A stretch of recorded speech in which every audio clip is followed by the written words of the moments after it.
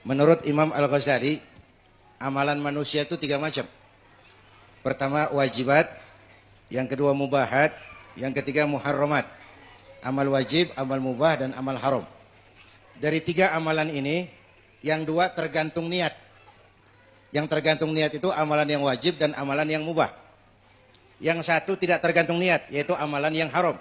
Diniatin apapun barang haram tetap haram. Tapi yang wajib kalau kita salah niat bisa keseleo. Ya. Itu. Yang kedua, barang yang haram itu ada 2 macam. Ada yang disebut haram aini, bendanya yang haram. Ada yang disebut haram hukmi, hukumnya yang haram, bendanya mah enggak. Contoh, judi yang haram bukan kartunya. Kartunya mah kertas. Ya. Ya.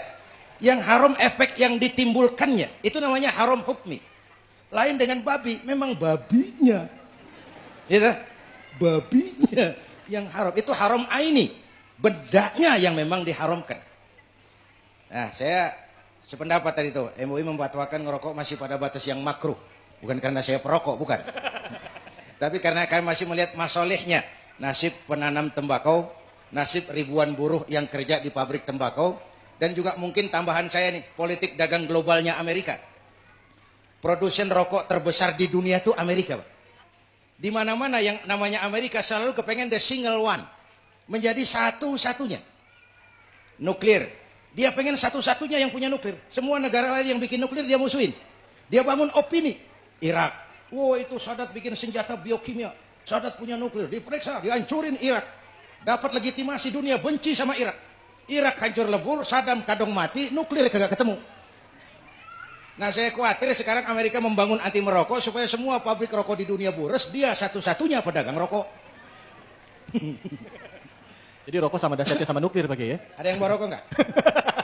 Coba lihat iklannya tuh. Merokok dapat menimbulkan kanker. Nah kalimatnya coba dapat. Dapat itu kan nggak mutlak. Apa pernah ada riset berapa banyak penderita kanker yang menderita kanker karena merokok? Nggak pernah ada riset. Cuman dapat menimbulkan. Dapat itu kan indikasi, makan tahu juga dapat menimbulkan kanker. Dapat. Lalil itlaq. Lalu menimbulkan impotensi. Lo yang merokok banyak yang bininya 2. Impoten dari mana? Udah gue sih bukan ngebelain rokok nih, lagi kelempengan aja ngomongnya. Baik, nih pertanyaan sahabat saya tadi. Pertama, ciri-ciri pemimpin seperti Fir'aun. Seperti Fir'aun. Ciri yang pasti otoriter. Otoriter, mematikan demokrasi, mau menang sendiri. Itu ciri-ciri Fir'aun. Apakah ada ciri pemimpin Fir'aun di negeri kita? Wallahu a'lam. Wallahu a'lam. Tapi ketika kita bertekad mau membangun demokrasi, walaupun kadang-kadang sejarah berulang, kita masih mencari ciri demokrasi yang sesuai dengan Indonesia ini.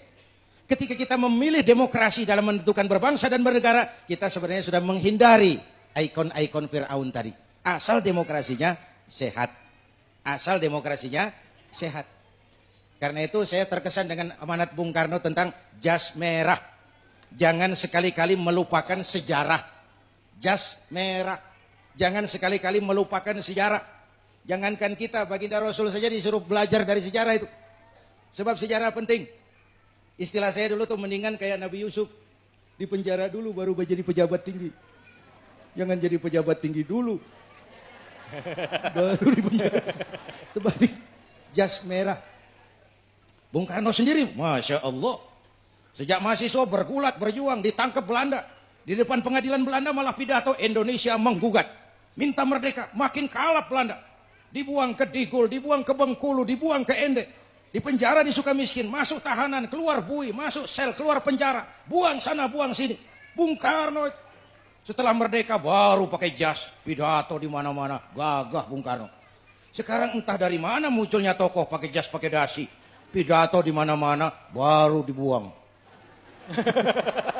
Terbalik.